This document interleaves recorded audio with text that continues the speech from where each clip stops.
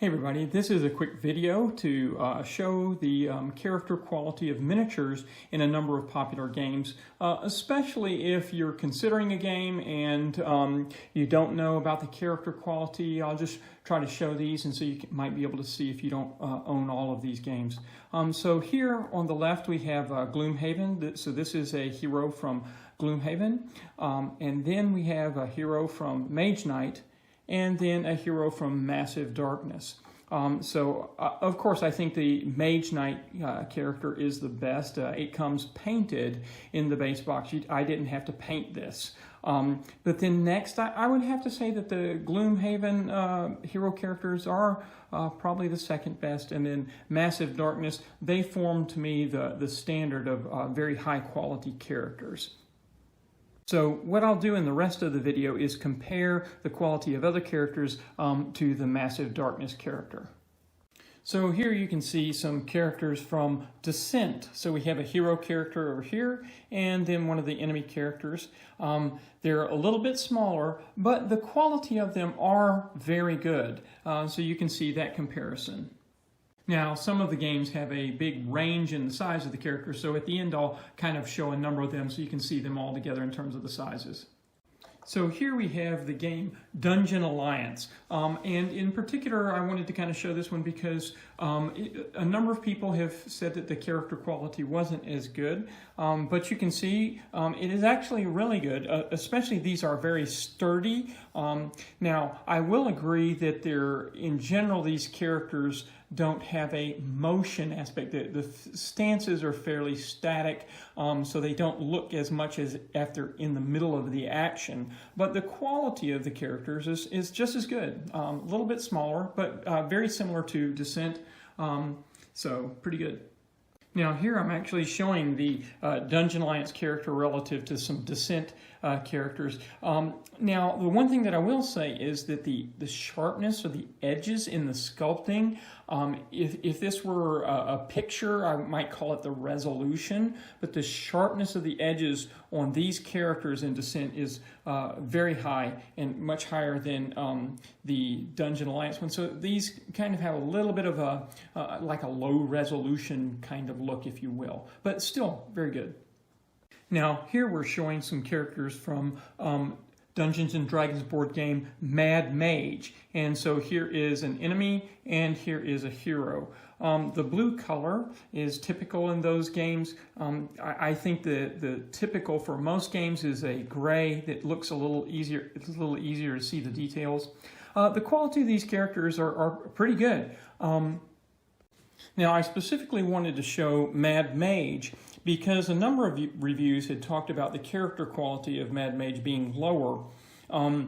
But you can see that they're pretty good. The only thing about these is that the swords, and particularly anybody who has a sword, kind of are bendy. So most of the other characters in the other games don't have been either a stiffer material, whereas they're more flexible in the Dungeons & Dragons games. But the look of them is very nice. Though I do wish that the heroes had a lighter tone to them. Now these are the characters from Castle Ravenloft. I believe that's the first game in the Dungeon Dragon board game. Here is a hero, again that blue color, and here's the enemy. And if you look, you can actually see that this hero is kind of he's leaning back a little bit and the skeleton leans forward. So again, these are made of that more pliable plastic, and so they kind of can get bent or whatever. You can, I guess, use a blow dryer to heat them up and bend them back. But compared to most of the other kind of games, they're a little bit lower quality, but still nice. So here we have a side-by-side comparison of the Mage characters in the middle and the Castle Ravenloft characters on the outside. So I don't actually have any of the other Dungeons & Dragons board games, so I don't know how their quality characters compare, but I expect it to be similar. But again, I'm showing the Mage because people complained about that quality, but you can see it's better than the Castle Ravenloft. One other thing that I wanted to point out about the characters in Massive Darkness and Dungeons & Dragons games is that is not typical in the other games is that they have markings on the bottom so that you can identify the characters more easily. In Massive Darkness, you see I've got a number that it shows, so not quite as good as a name. But here, Dungeons and Dragons, here's the Castle Ravenloft. Let me see if I can focus. It says skeleton. I don't know if that focuses very well. But then in Mad Mage, you can see it's even better. It's written in a text that you can actually read very easily with a number associated with it. So the CMON games, I don't know if, like for example, Zombicide, I don't have that one, so I don't know if they have labeling on the bottom of them, but I expect the characters to be very similar to those in Massive Darkness. Okay, so I'm not sure that the lighting is all that great, but hopefully you can see some kind of comparison of the different characters and figures and their size ranges and things like that. So here we've got Dungeon Alliance. Notice that their monsters are just tokens. Same thing for Mage Knight. The monsters are tokens. And over here is Castle Ravenloft. They have a pretty large monster here. And Descent right here. Then we have Massive Darkness with a fairly large roaming monster.